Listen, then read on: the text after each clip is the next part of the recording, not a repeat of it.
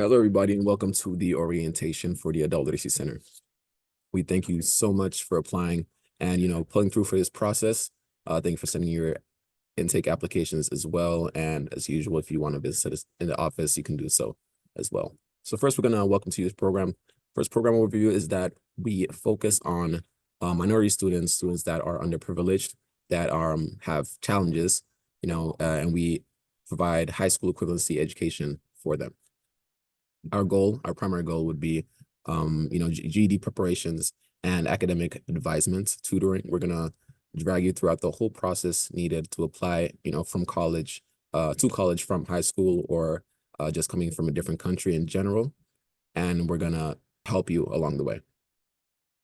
So just, a clear overview of what the GED actually is. The GED, known as the General Education Diploma, is a 4-subject test that is mandatory for people that want to apply for college mostly, or that want to advance in their field of work.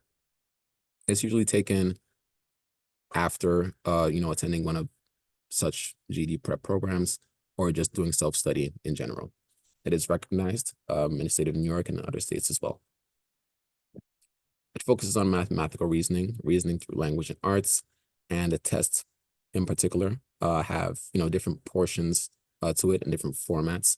So we're looking at mathematical reasoning right here. We're seeing basic math, geometry, basic algebra, graphs, and functions.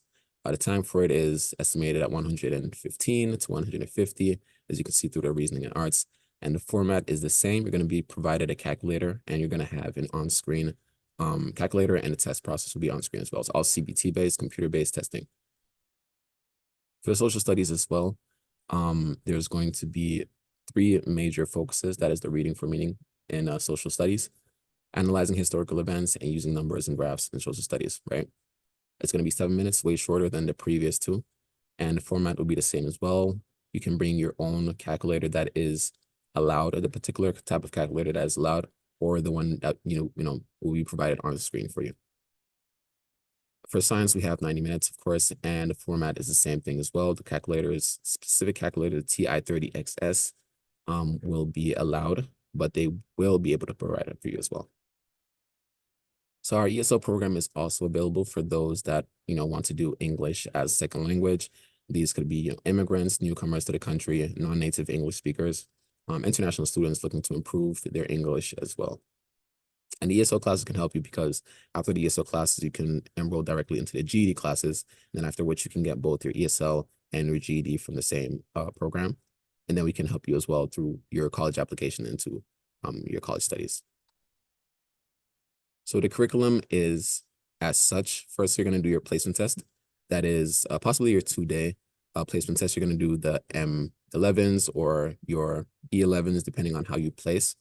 The first one would be the placement test. After that would be the test that, would dictate your level. And then you'll be placed into the class, either GED or ESL, based on your designation, Monday to Thursday, 6 to 9 p.m. for the classes. And it runs about from 2.5 to 3 months. Workshops will be available throughout. And these workshops will be, customized to what exactly you want and need, right? Afterwards, you're going to take the post-test, exiting the program, right? The post-test is just a comparison to the placement test, actually, to see where, the differentiations have been made, see if there's growth in that process as well, all right? So this is the program flow. For those coming in at the point of ESL, you're going to either take your ESL, get your English as second language knowledge, and then exit, or you can from ESL go on to literacy, where you're stepping into the GED realm, because the lowest form of GED would be literacy, and then pre-HC. Afterwards you can take your GED and exit the program as well, or you can continue to the GED and take it from there. Right? These are all just different levels of preparation and different levels at which where your readiness is scored. All right, so the resources and materials needed to attend the class, are very minimal. You just need a notebook and a pen. But so far, we're gaining more access to the library for the college, so you can, conduct most of your studies there as well. The resources needed are just traditional classroom equipment. Any other thing that you feel like would bring more convenience to your studies, you can bring that as well, as long as it's not something that would obstruct the flow of the class. All right. So we have a lot of support services. If you look at this right here, actually, this is technical skills and e-commerce. So that's actually focusing on things like Excel, Google Sheets, and the fundamentals of data analysis. We have a lot of different self-development workshops, resume building workshops, professional development workshops, and just resource workshops in general, so you can gain access to some of the resources available in your state. We have a designated person for that, actually, and that can help you with the one-on-ones. If you need resources in a state, if you need resources in your local area, they can help you with that as well. So what we expect from you is engagement, attendance, performance, and a pre and post test. So when you're coming in, you're taking the pre-test. When you're leaving, you're taking the post test. But throughout, we need your engagement, your attendance, and your performance to be at your maximum peak, the best at which you can perform, just so it can make, you can make yourself a better candidate for the GED and then pass afterwards with flying colors. All right, so for the graduation and certification, we don't currently give certification papers, but we do celebrate with our students at the end of the cycle, to give them that sort of satisfaction that, achievements have been reached, because it's a very big deal for students to reach that point, right? We have chat and choose sessions. We have social workshops where you can socialize with other people from various classes, healthy competitions where we foster communities, right?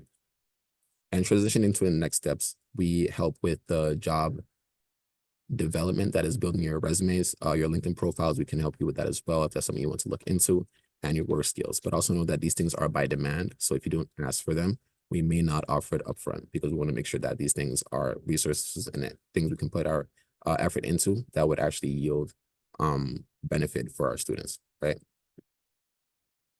So postgraduate support, financial aid and scholarships.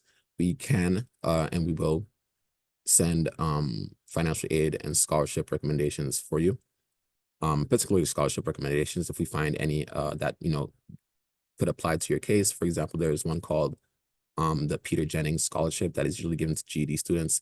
And if you pass some flying colors, you remain in contact with us, you send us your testimonial, your testimonial write-up, we can forward that to you as well. So you can be a candidate that goes and actually wins the Peter Jennings Scholarship. I won myself in, I believe, 2020. Well, it's a really good one.